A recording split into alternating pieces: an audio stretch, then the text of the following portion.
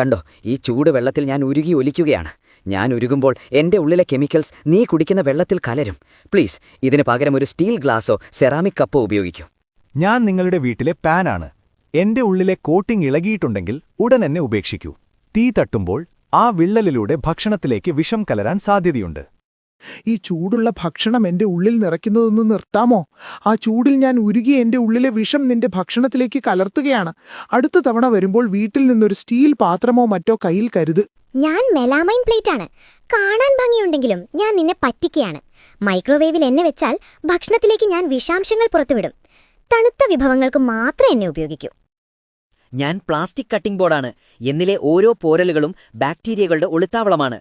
ഒരിക്കലും ഇതിൽ പച്ചക്കറികൾ അരിയരുത്. പകരം മരത്തിന്റെയോ സ്റ്റീലിന്റെയോ കട്ടിംഗ് ബോർഡ് ഉപയോഗിക്കൂ. ഞാൻ പഴയ കിച്ചൺ സ്പോഞ്ചാണ്.